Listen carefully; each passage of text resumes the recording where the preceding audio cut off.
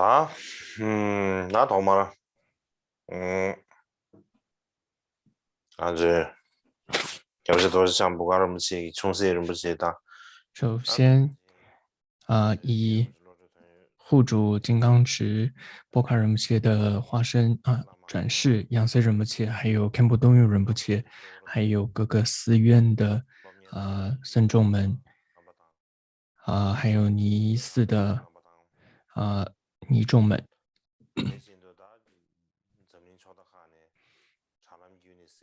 还有呢，就是世界各地透过网络观看这一次课程的发言们，大家这是得嘞。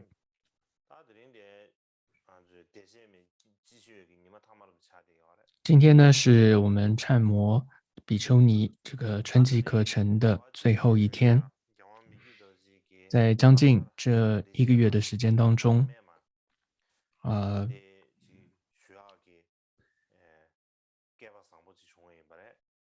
我们很幸运的有机会讲解了密居多杰的《妙行自传》和《无比自赞》这两部传记。虽然这次没有办法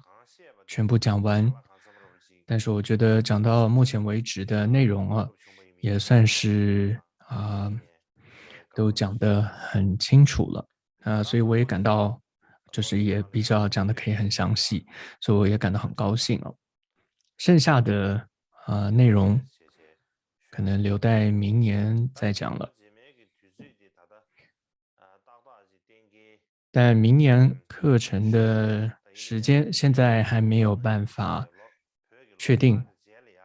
但是大概和今年差不多，也就是在藏历的新年之后。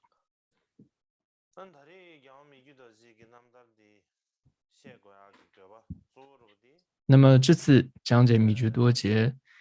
自传最主要的目的就是希望所有的人、听众们，尤其是冈桑嘎举的弟子们包括出家和在家的弟子，还有佛学院的学生们，那是希望你们能够对于米觉多杰不只是以前听过他的名称而已，而是对于他真的身口意的这些解脱情谊能够有更加的清楚跟认识。过去或许只是知道这个名字，但真正对于他并没有真的很了解。但希望透过这次的课程，各位呢都能够对他真的升起信心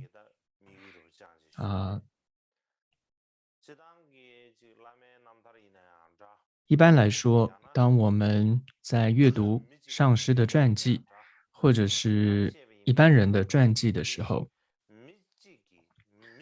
那我们要看的不就是这个人的他的这个行住坐卧的这些生平的一些事情，而是呢，我们应该要对于当时这个人他的整个时空背景有一个概念和画面然后才能够更全面的、更好的认识到这个人。我觉得这是很重要的。当然，我自己并没有特别学习过历史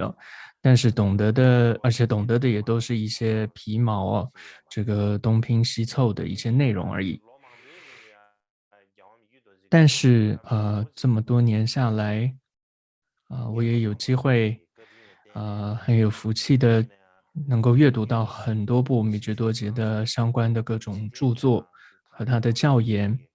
所以我自己也觉得，对于米居多杰，尤其和他当时的那个时代那些诗的背景是感到很熟悉、很亲切的。尤其这次课程当中提到了很多故事很多一些经过，对于各位来说，大概都是第一次听到。就我个人来说吧，这次的课程讲说米觉多杰的传记因为这样的机会，我觉得让我也对于伽马巴，尤其是第八世伽马巴升起这个更大的信心，而且是一种更认识他之后而升起的一种信心。尤其从米居多杰他的生平当中，看到很多很多方面，都自己有很多地方都跟他蛮像的，所以更是很有感觉。举个例子来说，第八世冈玛巴，他在刚刚被认证的时候，那当时就有东西方的两个族谷，两个这个冈玛巴候选人的这样的这种纷争。那么，所以很多人不相信他是冈玛巴。那些人虽然他从小就诞生时就有各种的瑞相显现，但那些人都是视而不见。但因为这样的一个业力因缘吧，最终米觉多杰他就是在对他最有怀疑最多的这样一个团体当中，他在那个团体当中竟然得到了伽玛巴的名号，为他也举行了坐床仪式等等。因为当时噶千大营的人都是支持，不是他，是西方的主骨，都很怀疑他是不是伽玛巴，所以他是在这样一个都不相信他的这样一个环境当中成为了伽玛巴。那么尤其最后为他举行坐床仪式，那些人呢也是在心不甘情不愿的情况之下这个为他举行的。所以我觉得那些人内心其实不是真的相信他，那主要是因为那时候故事有提到嘛，不是他们大概都是怕这个第八世法王加上抗拒的人说，嘿，你不把他升座给你好看，所以才心不甘情不愿的给他举行坐床。同时呢，米觉多杰升座之后，对他最为照顾的可以说是他的靠山一般的迦柴仁波切，也在这个怀疑是被人下毒的情况之下，这个骤逝，突然的死亡了，圆寂了。同时呢，当时那虽然还有很多冈仓噶举著名的这些上师，像是桑杰拈巴仁波切等等，但他们就只能来为法王上课而已。他们对于噶千大营的这样一个情况是无可奈何，什么都做不了的。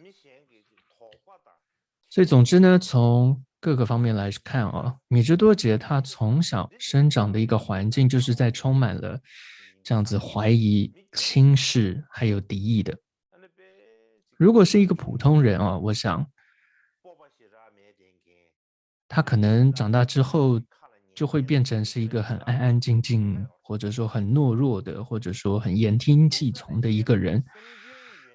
甚至搞不好在这样的环境中长大，他可能心理上都会有些问题。就像现在有些人会说，就是现代人的一些疾病，像是焦虑症啊等等的，就是可能会变成是这样的一个人。但是你看，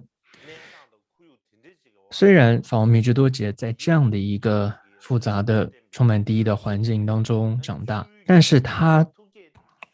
的这种独立自主的这种原则或者说这种如山，还是如山一般的稳固，而且他的大悲心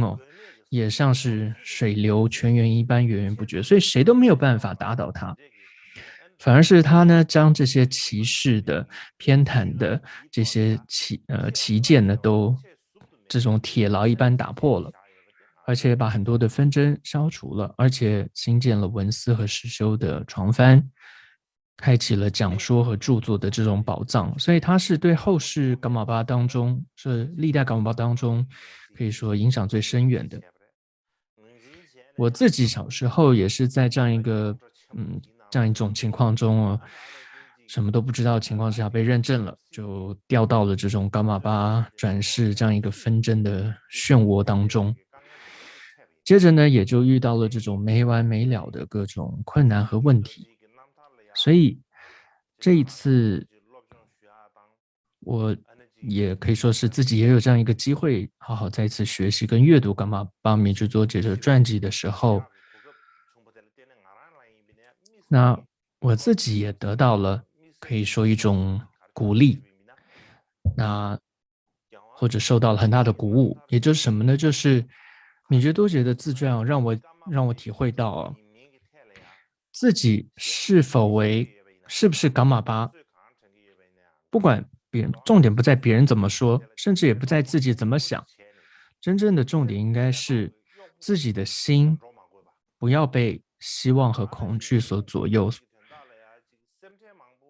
同样呢，对于那些虚名，也不需要太过于焦虑，就把它放下。然后尽量的要在自己的心中，我真的要具备升起是一个真诚的帮助别人的心，然后能够尽力承担起一点点弘扬佛教和利益众生的责任。如果能够这样做到的话，这条路应该就没有走错了。所以这是我从米芝多杰的传记当中给予我的一个鼓舞。所以我想在看到过去历代祖师的传记，尤其这一次米居多杰传记哦，阅读之后，真的帮助我在自己这一生的方向上啊，能够更加的清楚。所以这一次，就我个人来说，不就是为你们这样子上课，事实上是我在对于我自己的一种鼓励。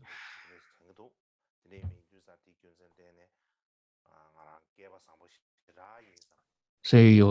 这一次课程，事实上我真的非常的觉得很有福气，我自己。那接下来呢，我们昨天讲到了噶日的这个画派绘画的风格。那么在噶日画派哦，最开始的时候，早期大师有两位，一位叫南姆卡扎西，还有一个叫雅顿的朱古片的，大家还记得哈？那现在大家一般的说法是哦，就是这个朱古片的呢是南卡扎西的绘画老师，但他是不是这个噶日画派的开创者，还没有一个定论。但是我们从比丘仁钦主丘的一个《大日光明示论》，我们昨天有提到这部论著，还有冈仓师徒的这个传记当中，还有一些相关历史文献来看哦，会很清楚就知道哦，这个竹果片德呢，他在噶日派开创的时候是很重要的一个人。像是速度边清和苏曼策旺昆察这两位编辑的一个冈仓经曼，就是传承祖师传记中哦，在谈到司徒确吉坚赞传记的下集，它有上下两册哦，下册当中就有提到，就是噶玛寺哦有一个大殿叫做耶摩切，当时呢司徒确吉讲曾见到了这个大殿，这大殿中有150根柱子这样的大小，所以是一个规模就是很大的一个大殿。那这整个大殿的壁画都是由竹谷片的，还有一个叫切崩颠的这样的画师等人所画制的。而是谁指示他们画的呢？是第六世萨玛巴确吉汪丘指示他们画的。所以司徒确吉坚赞的传记中有这样提到。那噶玛寺的耶莫切大殿的壁画呢，虽然大部分应该都没有了，但是还有一个叫做拉玛殿上师殿当中呢，还保存。或许那些壁画呢，就是竹谷片德的这个作品，所以我也给各位看一下我有投影。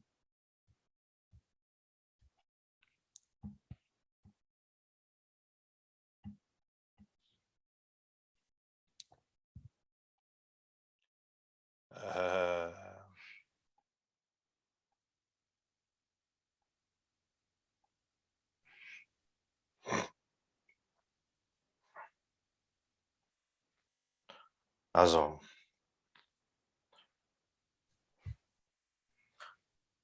다디 까마그베게 라말랑 디브리디.这是伽马寺，就是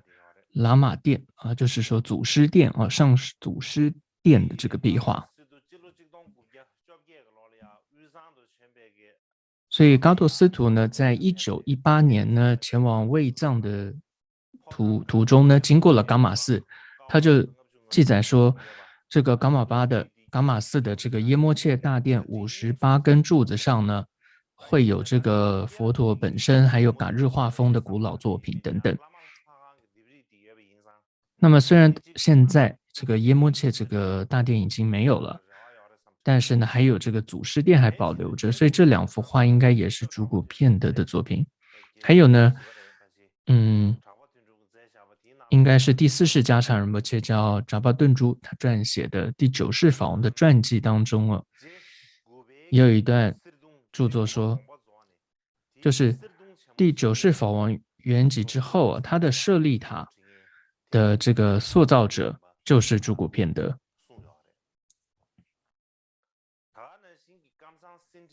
还有呢，像冈仓的经曼传承，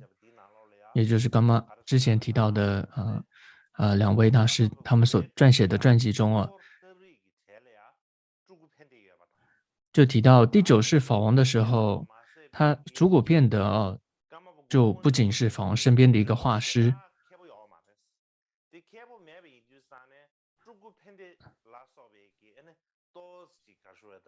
而当时呢，据说第9世法王，就是竹谷片德还开玩笑，不能开玩笑，就是说第9世法王你画的这个你的手法还不是很好。那第9世法王还告诉他说，那未来呢，你可要成为一个很好的一个画师。这个竹谷片德还跟第9世法王说，未来你要成为一个很好的画师，所以后来第10世法王就真的成为一位很会绘画的这样一个伽玛巴。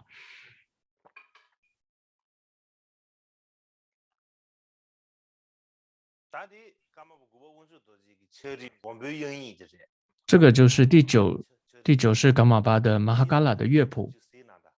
你可以看一下这里面的这个他的画作画的是还不错，但是看起来也像一个小孩所画的，就小孩的画一样。所以就像竹谷片德说的，他对法王说的第9世法王啊，这个有点开玩笑，对他开玩笑说你的这个实在不太会画画。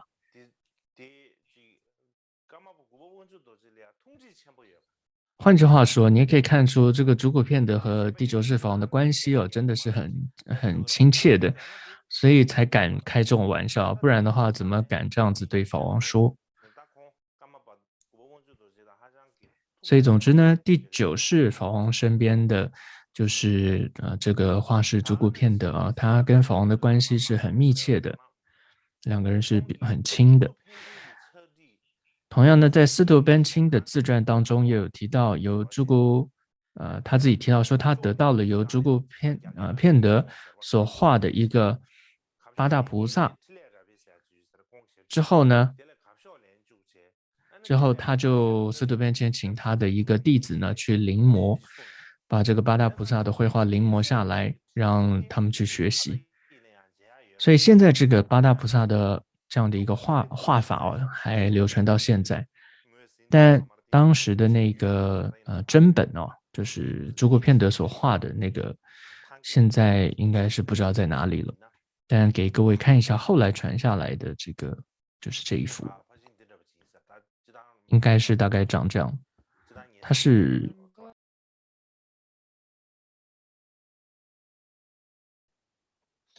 好了，说他的另就是呢，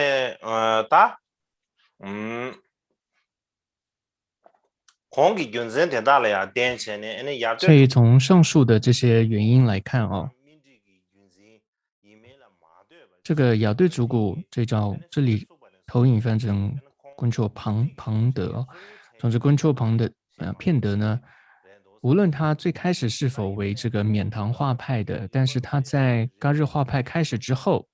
他就成为噶日当中画派当中很重要的一位画师哦。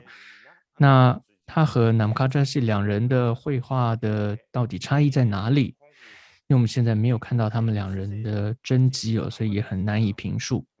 但是我猜他们两个人的绘画的水平是相差不大的。这都是旗鼓相当的。那么接着再谈到南卡扎西，那这位画师呢，从这个第八世法王哦，说他是自己的化身哦。从这样的说法来看，那这位南卡扎西呢，是一位这个真的是工巧大师。那不仅是如此哦，他而且更是噶日派的创始者之一。尤其呢，他深受这个冈仓的噶举当中法王子的重视哦，所以很多重要的这些造像啊，或者说建筑工艺啊，绘画都是他的作品，像是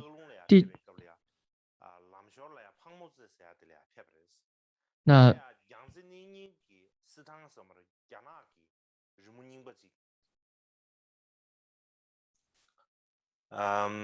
日木宁不只了，但呢，面汤别个续下别个东边个这边日木就开发的话不就要的是，的开发的话不点嘞，西下去呢，南国这些嘞，你知道就这个月这些干囊干囊不能行，当时南卡扎西就得到一个指示哦，要依照某一个画风，总之画了一幅唐卡，而在这幅唐卡的周围呢是有佛12相成道的一些文字，还有同时呢有一些文字记载的是佛陀的这个的功德，然后用金色的这种颜料写在了这样一个丝绸上。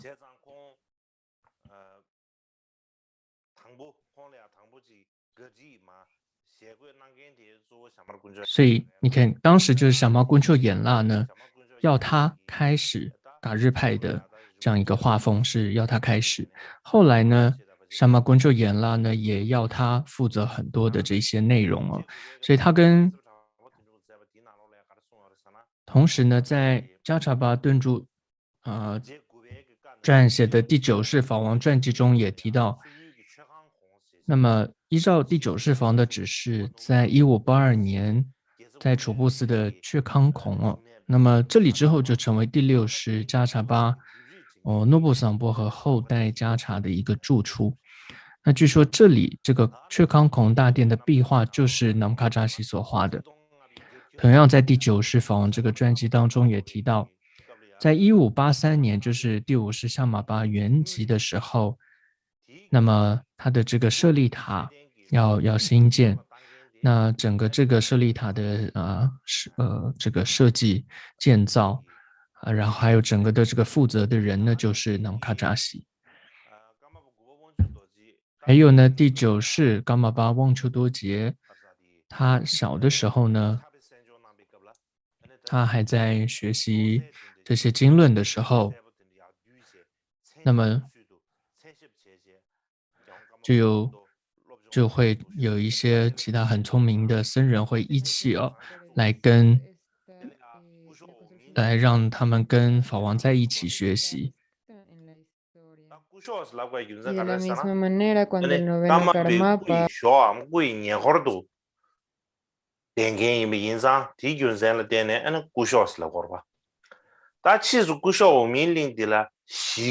那么总之在这样有一个叫姑说我明灵刚刚是解释说姑说这是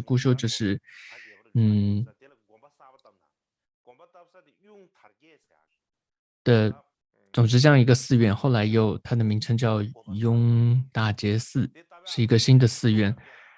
这个寺院是在1591年兴建的。在兴建这个寺院的时候呢，南卡扎西呢也奉命收到指示，去绘制了很多的唐卡，像噶举传承祖师的唐卡等等。总之，他花了8年的时间绘画，在1599年的时候，再把这一些双运传承的各个祖师传承唐卡供养给第9世法王噶玛巴。那这个姑说奥明陵这个寺院它是在日喀则的仁布县当中，在这个仁布县当中，这还有这一所寺院的一个遗址。那这个寺院这个遗址当中还残存了一些壁画，所以我觉得这些壁画我们应该好好去研究一下。为什么呢？因为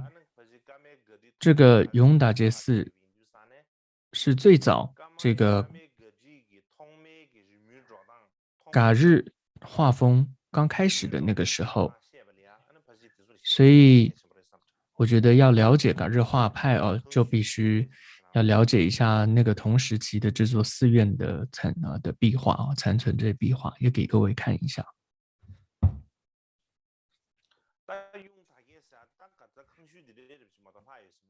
那剩下就是这样子，雍奥明陵寺院的一个壁画。之前就变成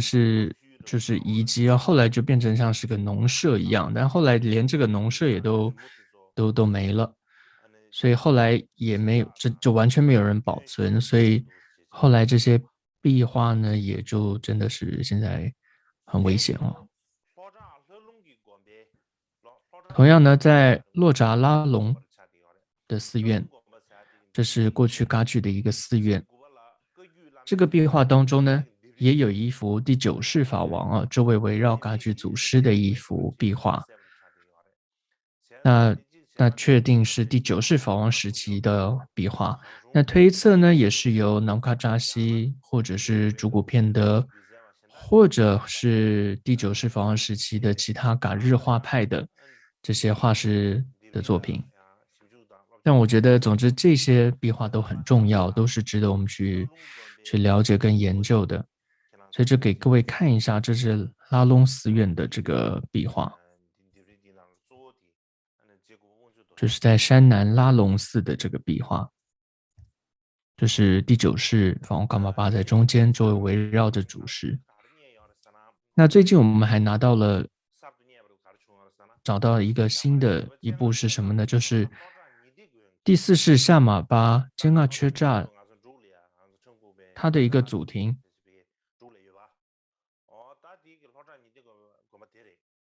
就是洛扎尼德寺。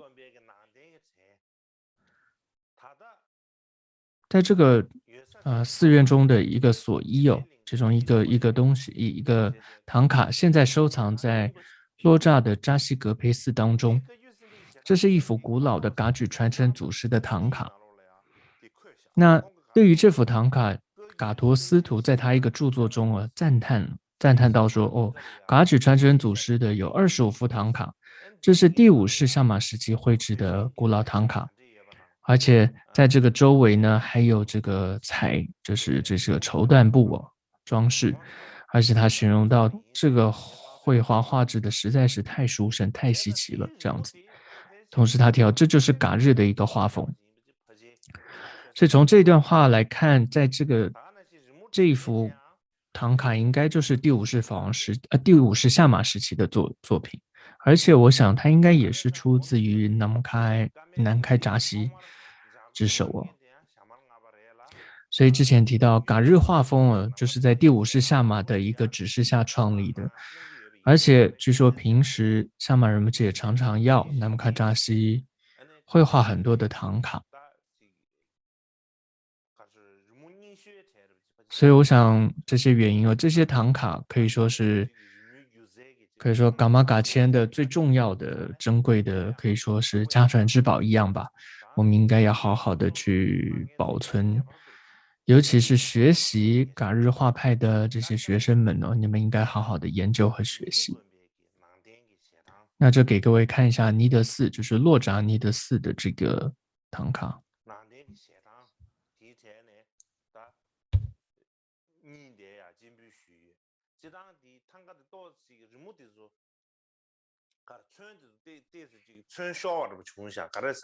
那么这里你看到有些掉色了，因为后来据说文革的时候被藏在一个这个山洞当中，所以那个山洞有这些水滴哦，所以受潮了就掉色了。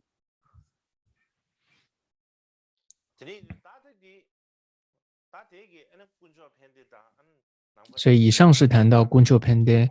还有这个南开扎西哦，是噶日画风最开始的2位重要的画师这就讲过了。那么同样在之前比丘的著作《日光适量论述》中提到，第10世世间自在噶玛巴确印多杰哦，跟随缅派的洛扎丘处主古慈仁学习绘画等等等等。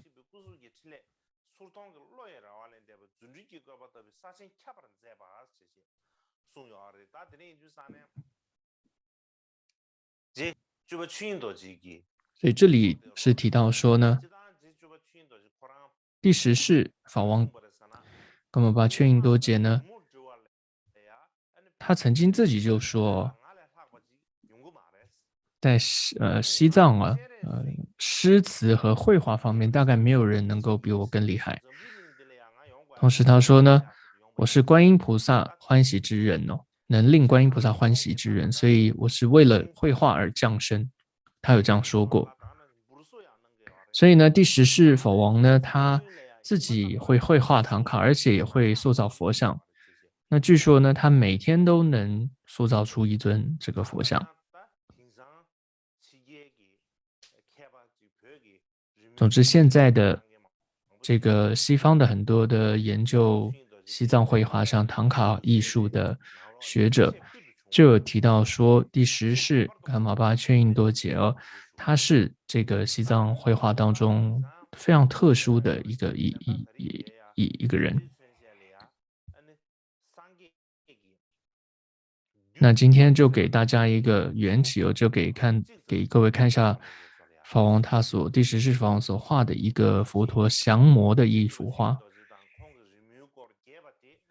那事实上，更多有关第10世法王绘画方面的内容，我想可能明年再讲了。今天就给各位看一下他这一幅画。之后呢，在1664年，这个比丘仁钦竹票，就像我们昨天有提到他就写了一部这个叫《大日光明》的一部著作，是对于这个佛陀的这样一个度量的论述。那这是我们可以看到目前看到有关噶日画派有关佛像度量最早的一部著作。一般来说呢，在西藏里面最早的佛像度量呢，是出自88尊者，他的弟子叫做切瓦荣巴苏纳维塞的著作，还有蒋央扎巴的一个著作，还有中登日惹编撰写的著作之类很多名称的，还有宗喀巴大师的弟子扎西粗生撰写的一个著作，还有这面拉顿珠这位画师他的著作有关佛像度量叫做如意宝这样的著作等等，还有藏当纳的著作，还有强巴南杰扎桑的著作，达拉纳他的著作，还有大仓罗扎这个义士的著作，还有德西桑杰加措蒂斯桑杰加措的著作。那么当时呢，就是这是桑杰加措他的一个手抄本。当时据说有2部，一个是在魏地，一个在藏地，一个前藏一个后藏的这样的手抄的这样一个佛像度量的这样一个手绘本。据说呢，这是在西藏的绘画当中最古老的，然后也是最详细的一个手绘本，有关佛像度量，就是佛像尺寸的一个手绘本。总之有很多哦，所以过去的西藏的智者有关佛陀度量的著作是非常的多的，我们都应该好好去研究一下，然后对这每一部著作它的是怎么样弘扬开来的，然后它的内容差异或者是怎么样，应该都要去了解。那么现在呢，果实家产仁波切他所收有的这样的一些圣物所依当中，就有一幅是第6世扎查仁波切时期绘制的一幅历代扎查巴的这个唐卡，我想这个也是出自于也是他的作品。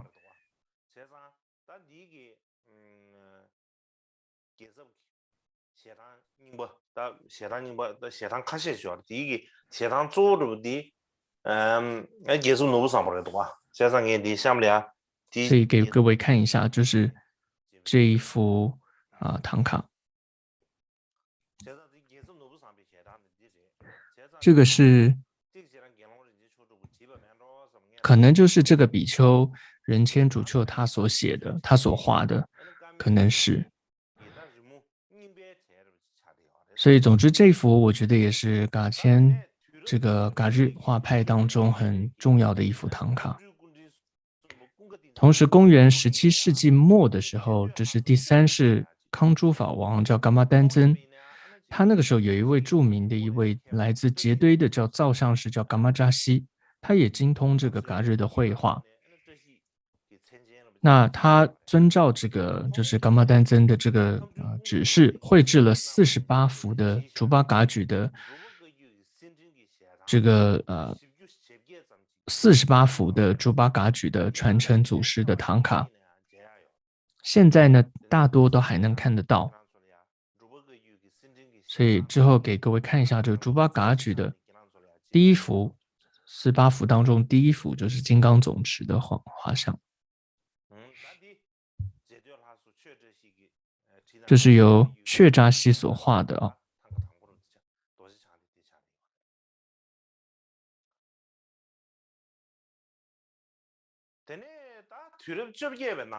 之后在第18世纪的时候，斯都班谦劝吉楚内，他呢对所有的文法艺术都是非常精通的，尤其呢他对于绘画的在无论是这个见解上或历史上，还有在实际的绘画上他都非常的精通。所以呢他当时呢也让大的弘扬了噶日的画风。但是呢这一次因为时间的关系，我没有办法很详细的来讲解，所以可能明年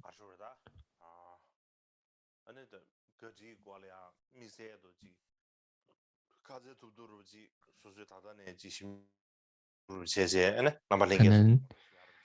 明年呢，如果我再多些时间，多做一些研究的话，再跟各位讲了。那我想今天课程大概就讲到这里。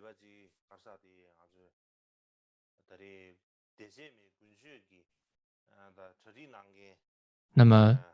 接下来是这一次参摩春季课程的负责的这个寺院，他们似乎要念一段这个文字，所以请各位念请他们来念诵这样子。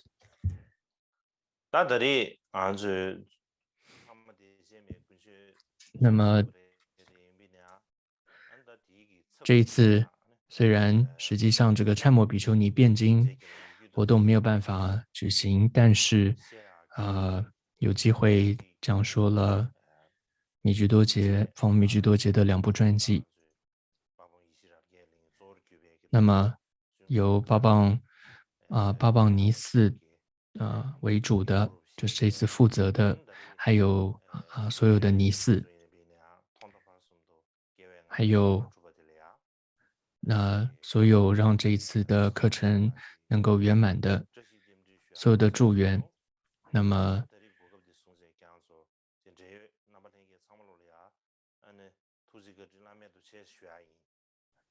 也借这个机会要谢谢各位，谢谢各位。好，你们可以鼓掌，虽然我听不到你们在鼓掌谢谢。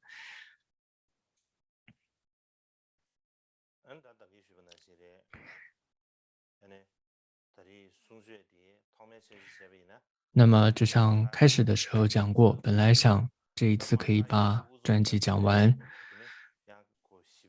但结果也没有办法这个讲完。如果太勉强、太赶着把它讲完，可能没有办法讲得很详细。尤其因为我自己，虽然没有这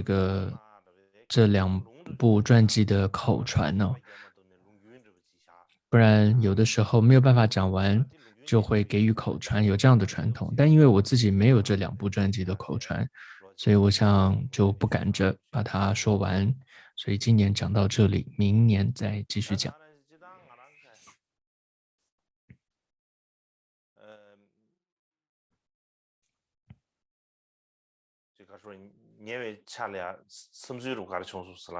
那最近我有一些想法、一些感觉，就是我们看到过去有这样的嘎迁大营哦，它是不断迁徙的，不会一直住在同样一个地方，然后迁徙到的地方就会跟当地结下一些法缘。那这是我觉得嘎迁大营过去的冈巴巴所创下的立下的一个特殊的善巧的利益众生的方法。而现在我们说科技发达了，网络发达，虽然我们现在身体没有办法到达某个地方了，但也透过网络似乎也能够跟全世界各个地方结下这个法缘。所以我觉得现在来讲的嘎迁大营就是这个网络嘎迁。那这个网络的嘎迁，它或许没有这样的帐篷，也没有这些牛羊马等等，你只要有一台电脑，一个这个录像机、摄像机、摄像头，这样就可以了。然后有网络，这样就可以了。所以我觉得这也是一个，或许也是个机缘。所以我想从今年开始，那我就会尽量的把自己所知道的比较有经验到的，然后会全部的不藏私的，然后全部的尽量的分享给各位。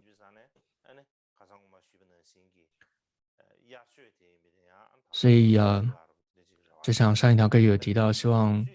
除了春季之外，夏季可能有一个课程，但是夏季课程时间还没有确定，确定之后会再公布，让各位知道。同样，在中文上也透过网络，我也想透过中文呢，然后来授课，但这个时间呢也还不确定。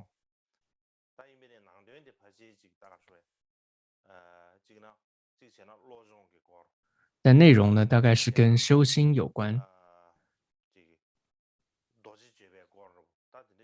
或者是跟金刚经有关，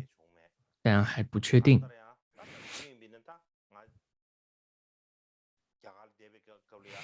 平常呢，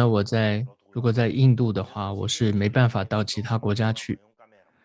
而那时候只能国外的人到印度来见我。然后当时我在印度的时候，网络也没有像现在这么快吧。但现在各地这个网络都越来越快了，网速很快，所以我想就透过网络吧，尽量的跟各位讲课吧。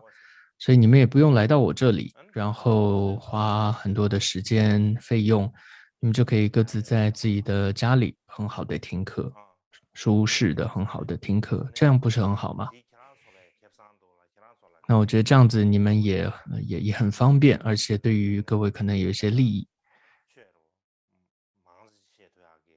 总之我就希望能够多说法，其他没有要多说了。我也是这次有些累了，所以现在脑子也没什么想到什么了。那总之休息20分钟，然后接着大家再回来，我们就会要念诵这个古措。